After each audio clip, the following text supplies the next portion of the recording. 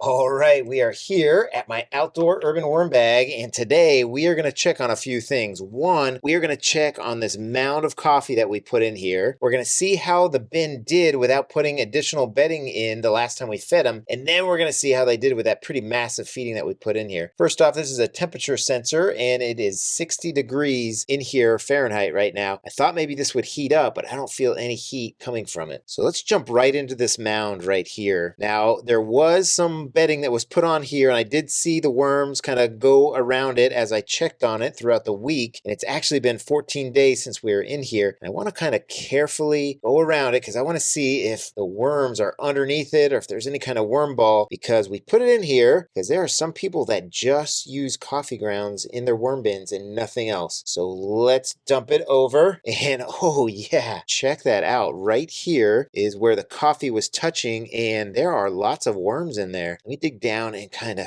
lift it up, and yeah, sure enough, check that out. That was right under the coffee grounds. There is an actual worm ball. Oh my gosh, I keep going down further and further, and there are more and more worms. That is pretty amazing. That is really neat. And I don't see any food that's down there, so it has to be the worms going after the coffee. So we are on the underside of that coffee tower, and I'm just going to move the worms away. Okay, so what I'm kind of seeing is that where it's dry, less worms. So that's probably why they haven't been able to get into that. So how can I fix that? Maybe I'm going to bury it deeper. Let me do something real quick. We're going to bring in this container because what I want to do is keep this thing intact. I want this experiment to continue to go on, and I am noticing that it did grow the mold even more along it. So we are going to see this again when I feed and put everything back. All right, so the next thing I'm noticing with this bin, without adding any additional bedding, it's definitely looking darker because the worms have come on top and deposited lots of castings. Here's that coffee worm ball. I'm just going to kind of set to the side as I go around. And a few videos ago, you saw that I'm going to try and,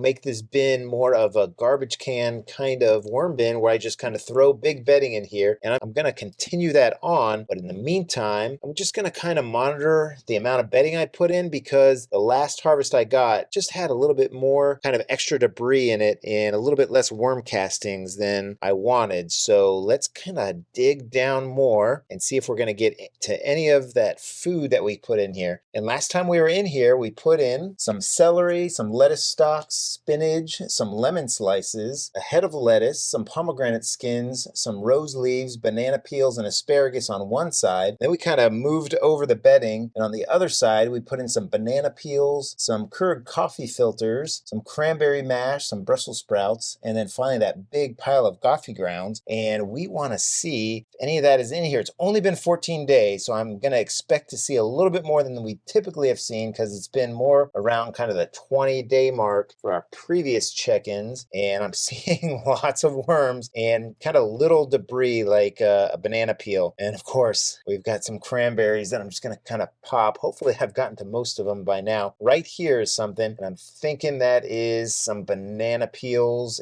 and a whole banana. Oh yeah, that's what they were after. Check that out. We got some great wormage going here, and this does not feel like it's burst open yet. So I'm going to do that. And oh yeah, that's nice and nasty, but clearly no worms have gotten in there. So we'll let them attack that along with the next feeding. And right here in the middle, if you saw the last video, we kind of had almost a hole or a kind of a cavern where more dry bedding had gotten into, and towards the sides there was a lot more castings. So we mixed it up real good, and I'm going to continue to do that. And as I kind of push my hands in, I'm just kind of feeling mush. So what we're witnessing is kind of them in the act of taking care of that last feeding. And check that out. Definitely some food in there. I'm not even sure what it was of all that stuff that we had put in there, but really great. We definitely have a lot of worms, and they are still pretty active for it being right now like 60 degrees inside of here. Again, this looks like a bunch of coffee grounds, and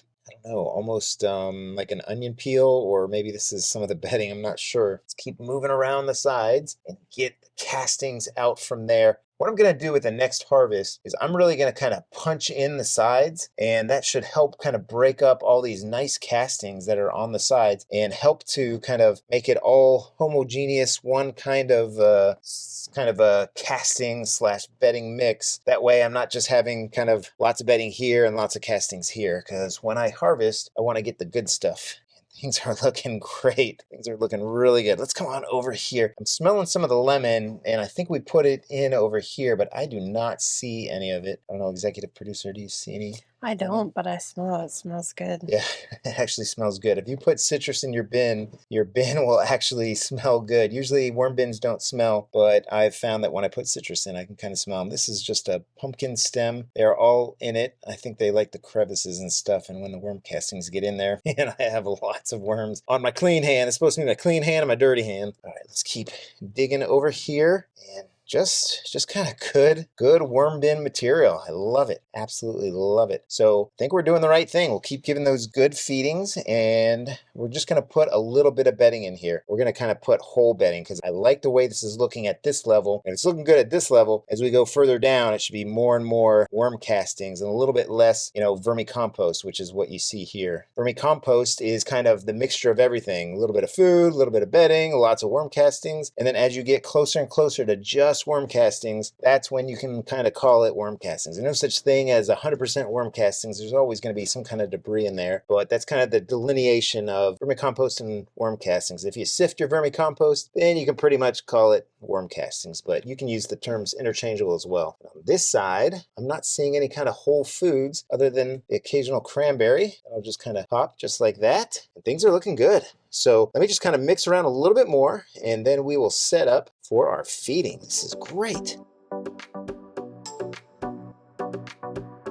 All right, we've taken some of the bigger pieces of bedding and we've kind of put them on top, give them more time to get broken down. Another thing I want you to notice is on the sides, we've got a lot of worm castings on there. So the worms are certainly active, even though it's wintertime here in Florida. Our highs can sometimes get in the high 70s and our lows are somewhere around 60s and 50s. But these red wigglers are doing really well. So first thing we're going to do is we're going to put this back, and what I'm going to do is kind of make a little bit of a hole here, and we'll just kind of set it on top. And I'm not going to worry too much about the food around it. I'm actually going to maybe put some food on top of it. Maybe that'll help to get it some action and get some moisture down in it. So one of the first things we're going to go with is just this bag of lettuce stalks. I think is mostly what it has in here. And all the food that you see me put in here has previously been frozen. I have 4 worm bins, so I need a lot of food scraps, and both my mother and my son and daughter-in-law have been saving up their food scraps and putting them in. I'm going to try and get my mom to get a worm bin. She's this close to getting one, but my son and daughter-in-law already have one, so put that there. I'm actually going to put this right on top just so I know that it's going to get moisture, maybe even a little something around it like that. Next, we'll go in with the rest of the carrots that my mom had gotten us. Looks like she's got a lot of peels and just kind of the ends of carrots, so that's good. I've got a lot of carrots going in the garden, so you're going to be seeing lots of carrot peels and ends in my bin in the future. And then finally, we're going to go in with this bad Johnny.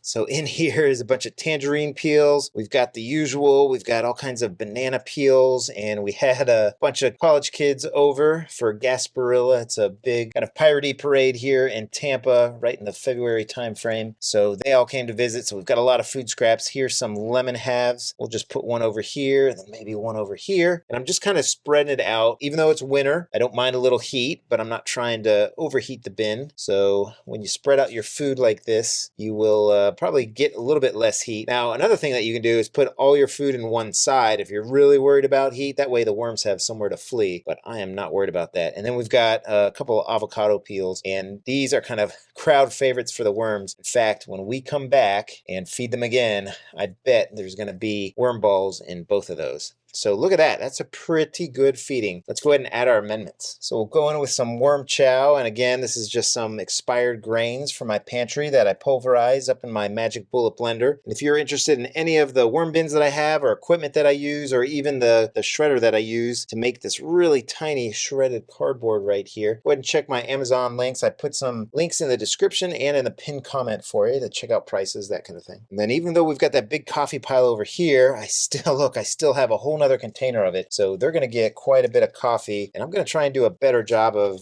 maybe feeding the worms in all my bins a little bit more coffee. And then finally, the worms' favorite, we've got some eggshell grit. They take the little tiny hard particles of the eggshells and they use it in their gizzards to make the food smaller. So I like to give them some eggshell grit, and it also is helpful in my garden. If you want to see how quickly they go to that eggshell grit, check out any of my time-lapse videos and you'll see it. So that looks like a really good feeding. And now what we're going to do is we are going to put in whole pieces of cardboard and paper towel shredding. So now it is time to add bedding. So I'm just going to kind of take our little box here that we use to collect bedding throughout the week. And again, lots of extra stuff here because of all the college kids that we had in here. I think we had 11 total in our house. And man, that pains me to see so many paper towels, but obviously they needed them. And I like to use regular towels, but we're just going to kind of let this be the covering, which thankfully the Urban Worm Bag has a lid, so this usually wouldn't be enough for me at all. I want it to be where I couldn't see any kind of food scraps, which I can see. So let me just kind of go through here and open up some of these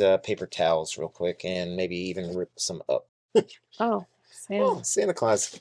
All right, that's kind of our garbage can portion of this worm bin feeding. And you know what? I want to add some shreds too. So let's kind of fill in some of the holes here with the shredded cardboard. And now you're getting a really good look at what the 12-sheet crosscut micro shredder can do to corrugated cardboard. It absolutely pulverizes it. So this is a really big worm bin. You saw me put a huge feeding in here and add a whole bunch of bedding. So in order to start a big worm bin like this, you're going to want to have a lot of worms. So check out this video where I show you how you can get free to low-cost worms. So I hope you're having a great day. I hope your worm bins are doing fantastic. So happy vermicomposting, everybody. Take care now.